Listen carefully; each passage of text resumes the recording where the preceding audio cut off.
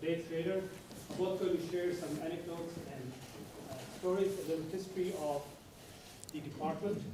And I'm not going to take up much more time, but I just want to point out that they're not going to do an entire history of the department, but just give us some anecdotes. But we will, by the end of this year, produce a document, maybe a book, outlining the history of the department. So you will be hearing from Keda or from us, asking you to contribute your stories and any anecdotes, pictures. And so we look forward to getting all that from you over the years. For now, I hand it off to Dr.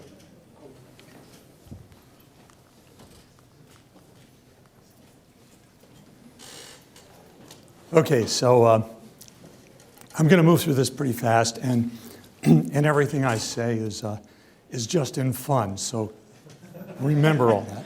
Uh-oh. So let's start with joining the CS department.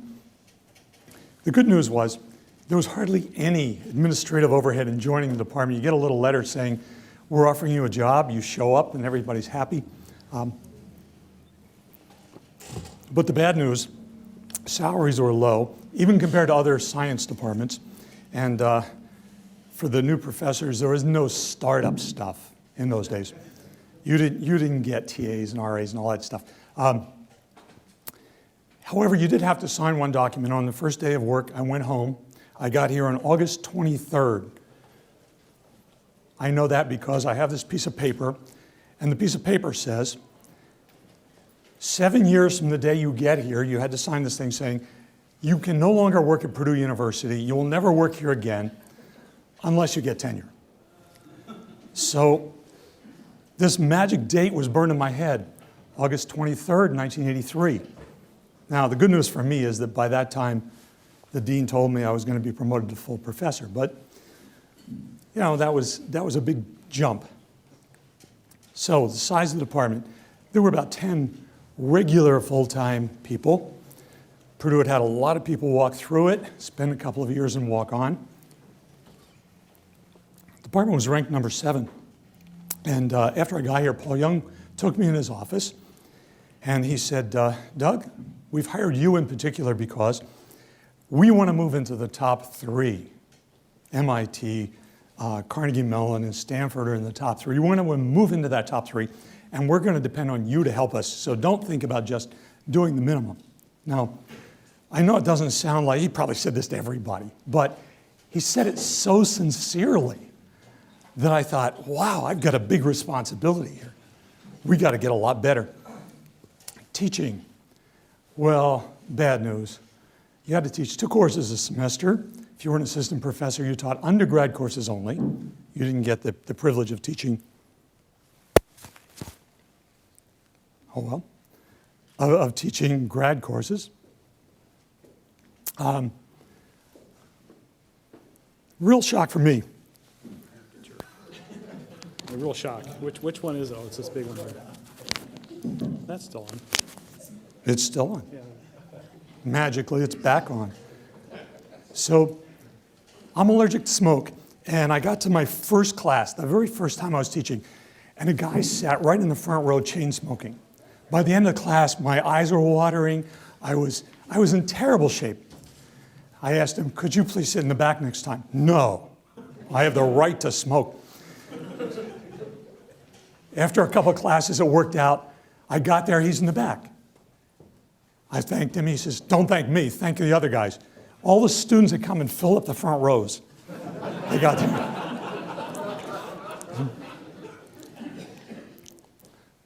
So I got to Purdue. We had some outstanding faculty and some outstanding courses. Things like recursive function theory. Purdue was known for that. Mathematics, numerical stuff. We had all these great numerical people. And then we had a whole bunch of other faculty sitting around the edge. I'll say, remember, this is all in jest. I'll say they weren't so outstanding. In fact, a guy came to my office and asked me what I was doing. I was writing a compiler. It was for a preprocessor. And he wanted to know about it. And I said, well, I'm actually using recursive descent.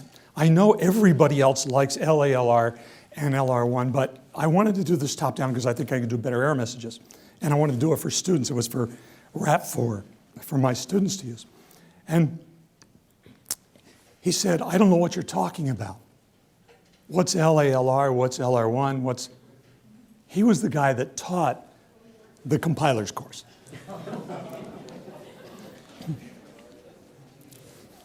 Writing papers.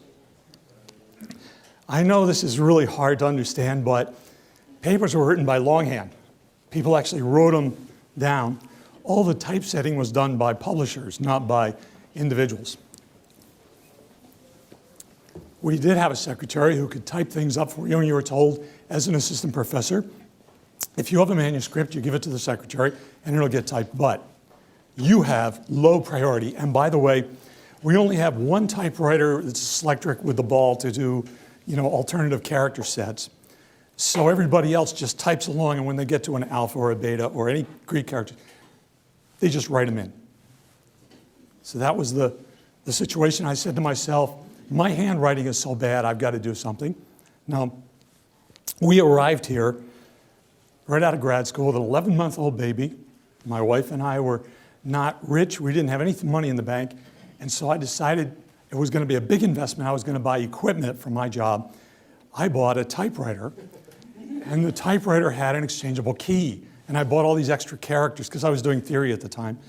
And I bought characters so you could put a character in. You put the alpha on, hit the alpha, switch it out, put an epsilon on, a delta. And by the way, salaries were $15,000 a year. $400 seemed like a huge expenditure. Signing grades. Well, I really liked it because nobody worried about FERPA. What's that? You don't have to worry about keeping grades secret and hiding all this stuff. And you graded papers and passed them around at the end of class and no problems.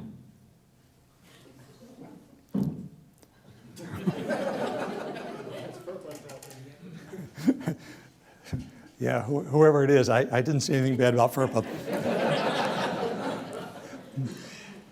But factually actually computed grades by hand. I know it's hard to believe in a computer science department, but so I wanted to learn this new language that was coming out. It was called Pascal. And I decided I'd write this big program called Grader. And it would compute grades. It would keep all the grade book. It actually has lots of features in it I really love, but that's another story. One day, Sam Conti came to my office. They had a visitor coming, big distinguished guy in numerical analysis. He says, how do you know this guy? I don't know this guy. He wants to talk to you. How does he know about an assistant professor? Did you write a letter to him? No, I didn't. I swear I didn't try and lobby with him. So Sam brings the guy to my office. Sam says, you can see it in his eyes. I guess you somehow know Professor Comer. And the guy says, I've used the Grader program. I just had to meet the guy that wrote that. I had given it to faculty. They had sent it out. And then people from other universities started sending me requests. Can you send me? In those days, it was mailer tapes. We actually put the program on a tape and mailed it out. Computing. Computing meant mainframe. And unlike all the other universities, Purdue had a CDC mainframe. Now, this was absolutely weird. Everybody else had a 32-bit IBM computer. CDC had a 60-bit Word. Now imagine explaining this to your friends. I can do 60-bit arithmetic, 60-bit floating point numbers with a lot of precision, but it's only got 6-bit characters. I'm sorry, there's no lowercase. It's uppercase only.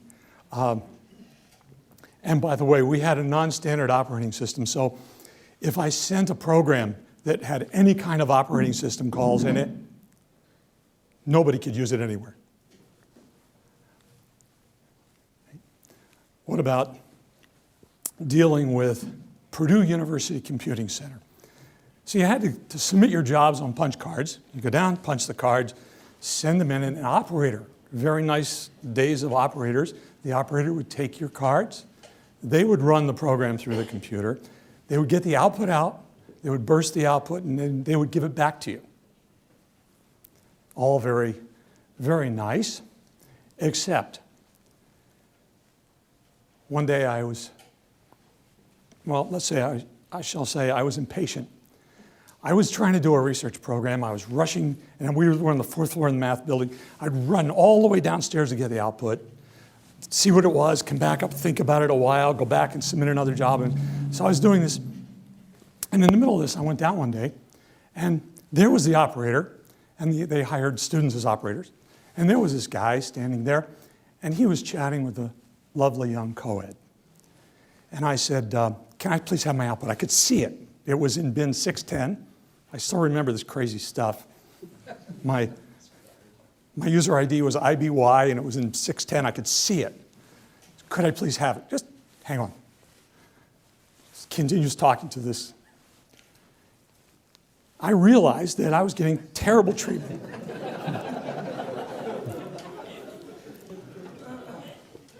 So I said, look, just do your job. I'm doing research here. I need this output. So he gave me the output, and he filed a complaint with the computing center. A guy came to my office and said, I'm sorry, you've been rude to our operators. So I had a proposal. I said, look, give me permission to walk behind the counter. I'll get my own output, and it'll save everybody. The guy from the computing center explained to me, no. We can't do that. You see, we run a professional staff, and we just can't have riffraff. He actually called me riffraff. Okay, so batch jobs. Everything was batch jobs. Good news was there was this high-speed turnaround thing you could get 8 seconds of CPU time, a small amount of memory, and you could get it back pretty fast. Everything else was a long time. Many jobs were overnight runs. And the grad students helped me out. They gave me this little tip. 8 seconds, additional 8 seconds was reserved for printing a core dump. If the first job card in your deck was an error, you got the extra 8 seconds added to so you got 16 seconds. Here's how to cheat on. But finally, the computing center got with it, and they put a remote job entry terminal on the 4th floor. It was great. You could go over, and they had this thing called Proxy, and the editor, I think, was called Pirate.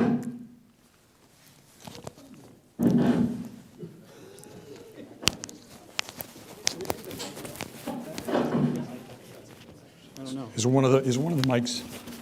Well, it would be this one here. This is the. Is it? Can you bring it out of your pocket there? It seems to be something loose in there.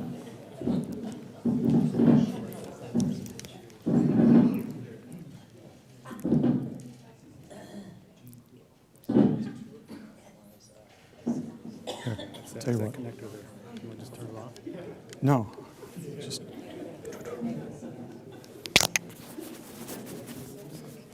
Okay, I'll try and hold it. Let's see. So Puck put this wonderful remote job entry system on the 4th floor. And there was only one little problem. We had to share it with all the grad students. So here's what you did. There was a blackboard, and you went in, and usually the terminals were all filled up. There was a list of names on the blackboard. You put your name at the bottom of the list. And then when a guy got done, his job was to go and find the person at the top of the list. There was a room number and a person, and he would go say, "You're next." That person would come, and so it was a nice little long-term wait. Programming languages, the computing center and most of the faculty seemed to have this idea that Fortran was the answer.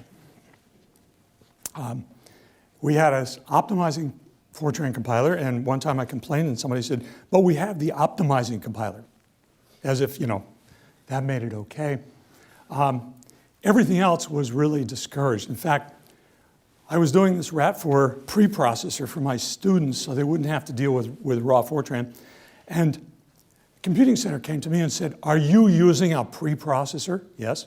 That's technically a language processor and you're forbidden.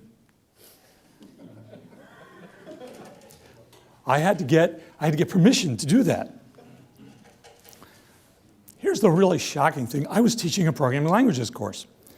And when I got here, I looked at the programming languages course and I was just repulsed by what I found. It was all very descriptive. In fact, the final exam questions were of the form, describe Lisp. The correct answer, Lisp is a list-oriented language that has recursion. Now the students had never done recursion, had never touched Lisp, they'd never done any programming. They just memorized facts. So I wanted them to actually use real languages. So I went to the Computing Center and I said, hey look, I'm teaching programming languages. This class needs permission to use Algol, Lisp, PL1, APL, and Snowball. Turned out that the Computing Center didn't even have APL. But first they said no. So what are we going to do? Well, the good news is that one day a student came and sat in my office.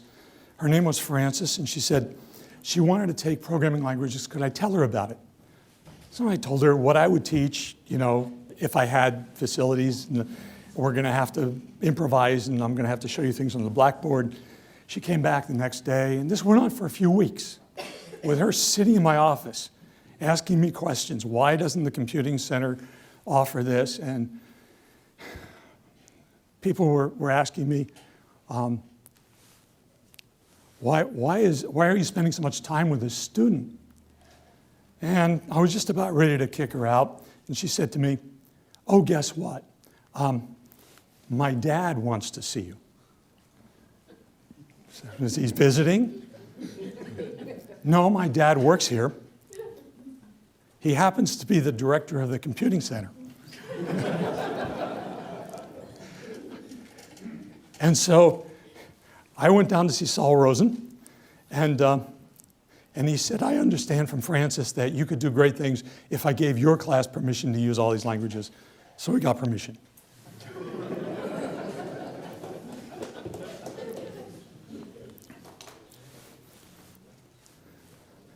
When I got out of grad school, Bell Labs wanted to hire me, and they had this great thing called Unix, and they wanted me to work on the Unix project in particular.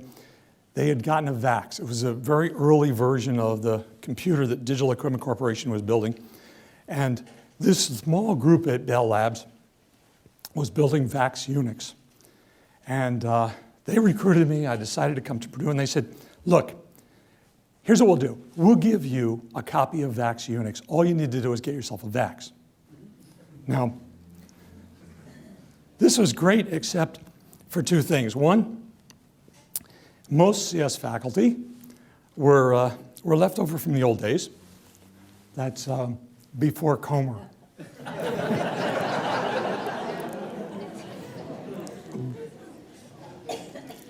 Some of them said, what would you do with a little toy computer? We've got 60-bit words. In fact, we've got 60-bit floating point numbers. This thing only has 32-bit floating point. Why would you go backward? What do you want with this?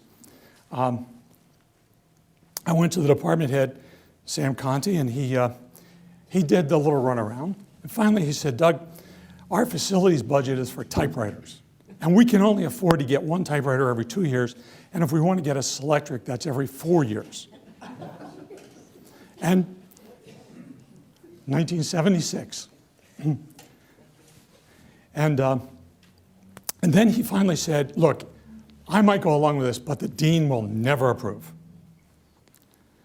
So I was a naive, very naive young assistant professor. I thought maybe the dean needed to be educated. So I made an appointment to see the dean. And I went up and explained, CS is becoming experimental. This is the greatest thing ever. If you give us a computer, it'll change the department. We'll do great things. And to overcome the dean's objections, I said, okay, we can't afford a staff, great. I'll do it in my spare time. Now, I was an assistant professor.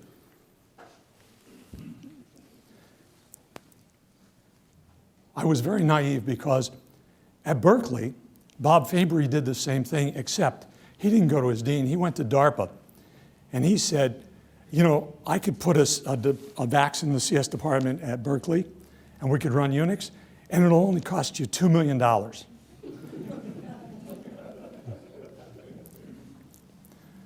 So Sam Conti came to my office one day. Weeks went by after this. In fact, you know, the dean sort of dismissed it. Thank you very much for your opinions. Now I have another appointment. You're gone. Weeks go by, months go by. Sam Conti comes in my office and says, what have you done? Well, I'd done a lot of things, so I didn't know what thing it was this time. Did you go over my head and talk to the dean? Well, you know, I wanted to educate him about the importance of a computer. You never go over the department head. You never do that. I told you no. I said, well, actually, Sam, you told me the dean was the guy saying no. And he bawled me out. So remember, I'm an assistant professor without tenure. My department head is really upset with me. And he turns to leave and says, well, the dean said okay.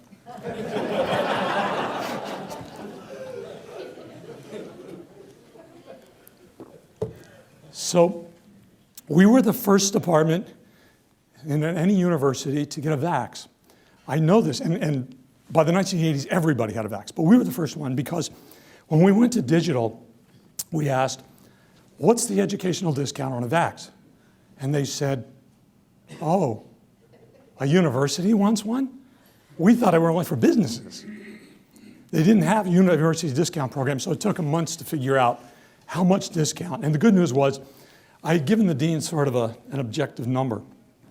And by the time we got the discount, we had enough money for our printer, disks, and terminals. So we got the whole shebang for the original price.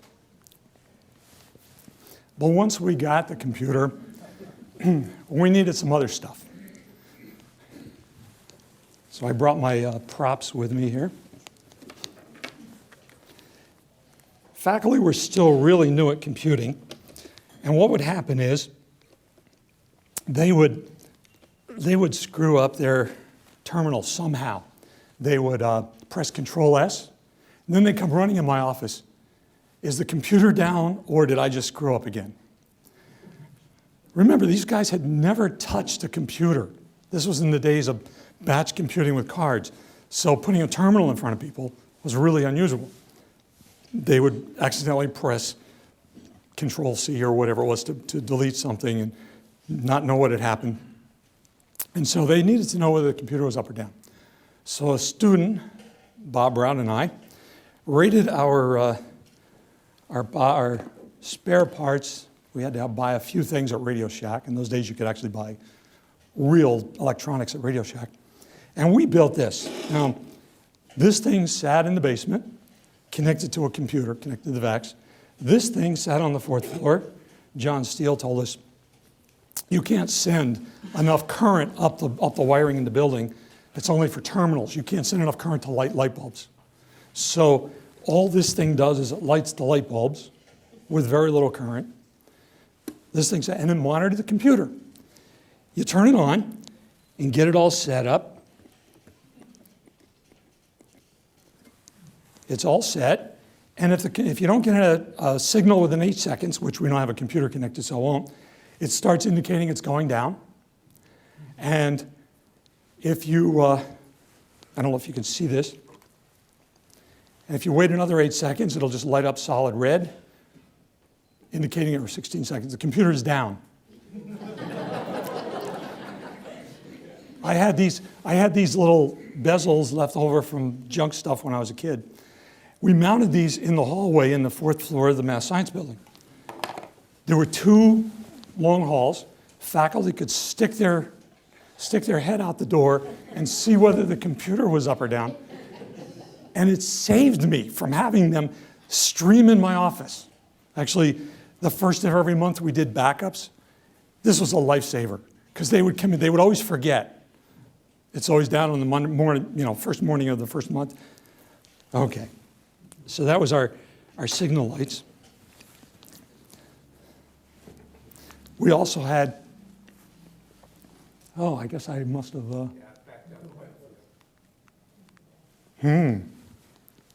that's strange.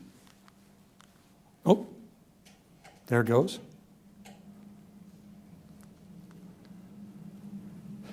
We also had a problem that faculty didn't understand that computers weren't perfect.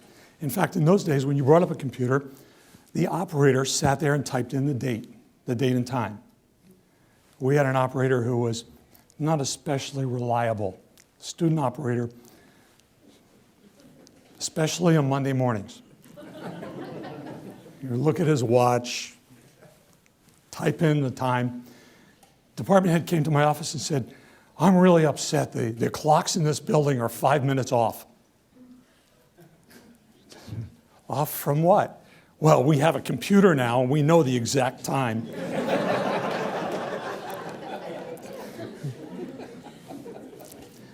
So one of the students volunteered to put together a Heathkit clock, a WWV clock. You couldn't just buy one. Certainly you couldn't buy one with an RS-232 interface, but Heathkit had one. We got the kit, Chris Kemp put it together for us, and we hooked it up, and we had an accurate clock attached to our computers long before network time protocol, all that stuff, you know? It was amazing that we could do it. By the way, a VAX cost almost exactly 20 times an assistant professor's salary.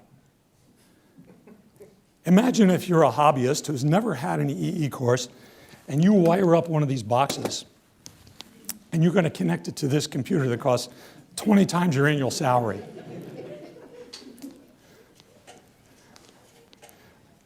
You know, Bob and I went back and forth. Are we sure there's no ground loops? There's no... All right, finally, the last add-on memory. I got an NSF grant to put memory in a VAX. We had megabytes of memory. And we had more memory than the mainframe computer. It was one of those amazing days when our little computer sitting in the corner had more memory than the mainframe at Purdue. Laboratories. So once we had a VAX, lots of things changed. The biggest thing was that the guys at Bell Labs had promised me, if you get a VAX, we will give you email. And out of Indian Hill IHMP4, we had UUCP mail. They paid the phone call to call in, drop off mail, pick up mail. I know it doesn't sound like anything now because everybody has email, but we were one of the very first. We had email before all these other schools. The only other guys that had it were the DARPA guys.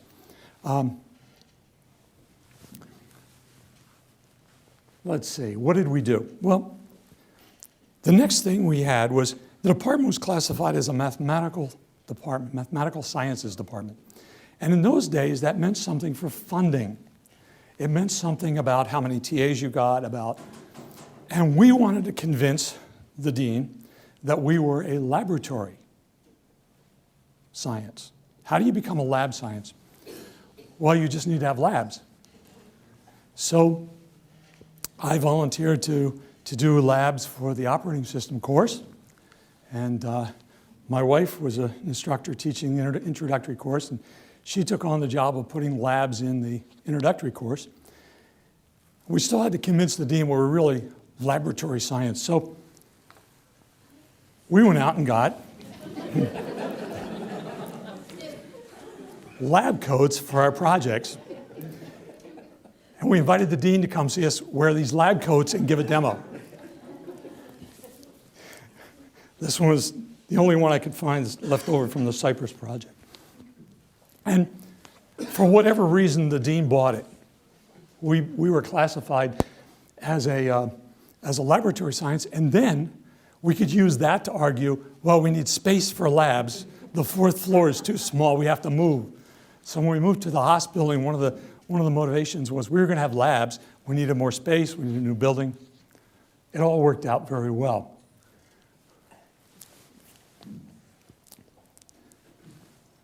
some incredibly good choices. Now, if you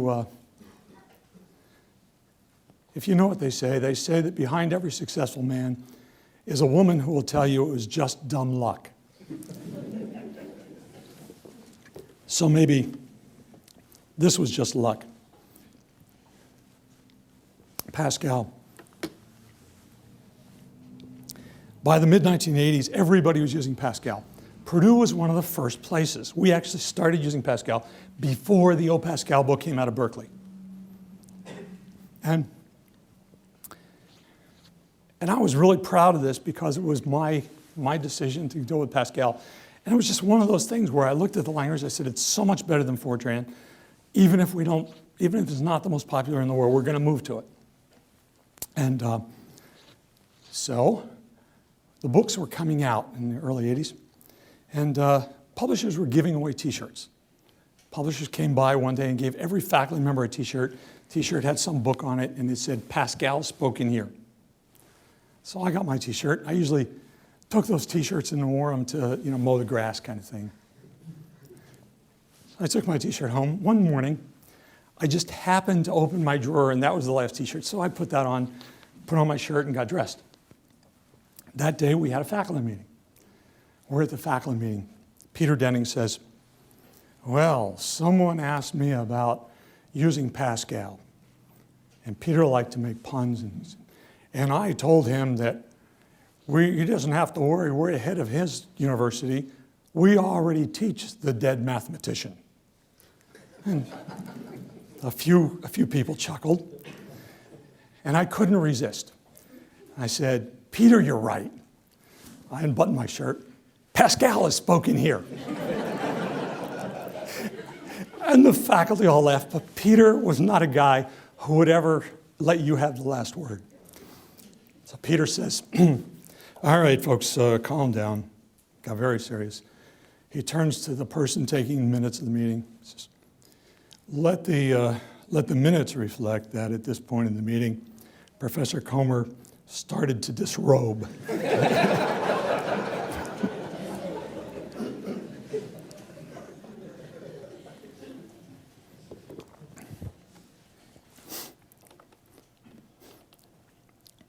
Let's see, where is it here? We started an algorithm analysis course. When I got here, I was working in the area of algorithms, as was several of the hires that year. And we went to Paul Young and started talking to him about an algorithms course. And at first he said, well, I don't know if students would take it, and on and on. Finally he said, maybe it's about time we start an algorithms course. Good. So we started 580, and for me the bad news was that Chris Hoffman got to teach it first. So I had to wait a couple of years. But that's okay because I got to teach the graduate compiler course. Not for a good reason, but I got to teach it. And let's see, what else? An early move to experimental work. In the 1980s, when NSF announced the CER program, the Coordinated Experimental Research Program, they actually mentioned Purdue as one of the places that had started experimental research. That was good news and bad news. It was good news because Purdue gets, mentioned. It was bad news because we applied for a CER grant a couple of times and got turned down. Obviously, we didn't need it. We were already, doing experimental work. Choosing a VAX instead of a PDP-11. This sounds, in retrospect, like an easy thing, but the VAX was a brand new machine. It came out in '78. We ordered one within a year after it came out. It was just brand new. And the safe bet would have been to get a PDP-11. It was just brilliant that we got a VAX instead of a PDP-11. Soon everybody had VAXen. That was the machine of the 80s. Choosing Unix instead of EMS. So we decided to get the VAX. Everybody's happy. I'm all elated. And one of the faculty members at the time says, I've looked at this and we shouldn't run Unix. We should run Digital Equipment Corporation, the vendor's operating system, VMS. And he found this little loophole The loophole was that in order to get maintenance on your VAX, and get a maintenance agreement from the vendor, you had to run their operating system.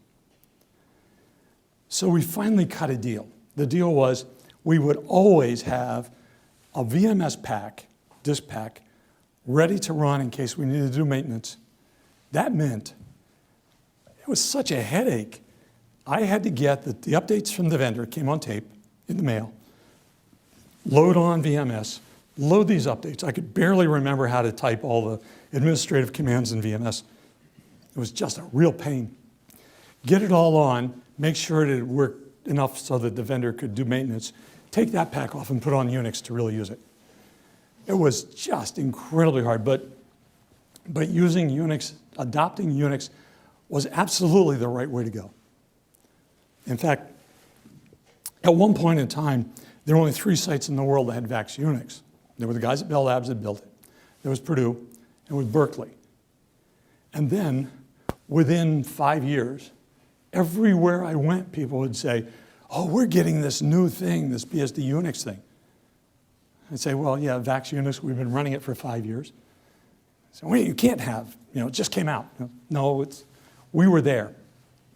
In fact, one of the things you have to understand about all this is it's a lot like the auto industry. In the auto industry, they say the difference between luxury cars and low-end cars is 15 years. New features come out in luxury cars. 15 years later, the same feature will be in some low-end car. And that's the way it is in CS. It's not a matter that, yeah, we had a VAX and everybody had a VAX. We had the first one. That's the thing. We were early, which really made a big world of difference. Digital Equipment Corporation came by and gave us some donations, old PDP-11s, old LSI-11 computers, and I accepted them over the objections of one of the faculty members. I wanted to experiment with a network, and I know this is really crude looking. Probably looks crude now, it really looked crude back then. This is the first network I built. I connected together these 5 LSI-11 computers. You could switch them on and off the network to simulate failure. So turn the switch and take one of the machines off. And I built a little packet switching thing, and I built an operating system. And then, magically, out of nowhere, I'd done this with I just wanted to figure it out. I just wanted to know how computers talked. And of course, you couldn't just go to the store and buy a network interface card. There weren't local area networks, really. So we had this really crude network, but out of the blue, along came CSNet. CSNet was a project to connect all the CS departments. Peter Denning said, we can be a PI on CSNet. We, notice the editorial we, because Purdue has somebody who does network protocols. Now, if you would ask me, am I an expert on network protocols, I would have said, no, I just hacked it together, some backroom kind of thing. But the good news was, none of the other universities had anybody who had done protocols. They didn't even know what a header was or what demultiplexing was. So any kind of background at all was sufficient. And I became the protocol guy doing CSNet protocol software. That means we get an ARPANET. And once we had an ARPANET, we were playing in the big leagues. In an ARPANET node, I should tell you another story that once we got the ARPANET node, Peter Denning was chagrined to find out that I was the only one on campus allowed to use it. Because I was the contractor actually building the protocol software. And so we worked together on that to get that expanded. The first thing that we had to do was we had to connect our VAX to the ARPANET. And there's bad news. There was no interface card to plug into a VAX Unibus. So how do you do it? You buy yourself this thing called a Greep front end. Bob Greep had done this PDP-11 software. You could go from your VAX to the PDP-11, and then there was the PDP-11 Unibus card that connected to the IMP, to the ARPANET IMP. We were one of the few universities that had enough expertise to actually put this all together and make it work. I mean, you had to solder a DB25 connector. How many faculty in CS departments had a soldering iron? They had never soldered, so I was very fortunate to have fooled around with electronics and had a soldering iron. So we made it work, and we became heroes. You know, Vince Cerf thinks of Purdue as this absolutely outstanding technical place because I can solder a DB25 connector. It was a long time ago, what can I say? Anyway, Peter and I put together a proposal saying we need to have a real ARPANET connection for the department and a second one, experimental one, to use for TCP/IP. And we were successful in getting NSF to endorse that policy. So we ended up with a second ARPANET connection. I know it doesn't sound like anything now, but trust me, this was a big deal at the time. Then we got the dean to give us a second VAX. We were doing so much experimental work, we wanted to be able to take the machine down. So we got a second VAX for experimental work. We made some other good choices. Tim Korb had a connection with Xerox. I don't know if it was Tim or somebody that introduced me to Dave Boggs. This was right at the time when 10 megabit Ethernet was coming out.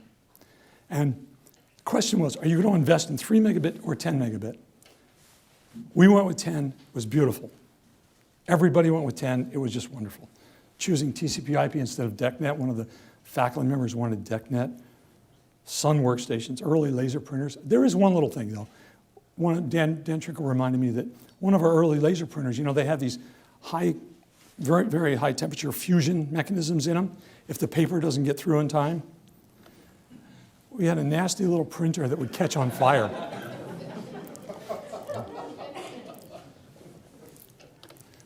Okay, that's all I had to say. Dave, where are you?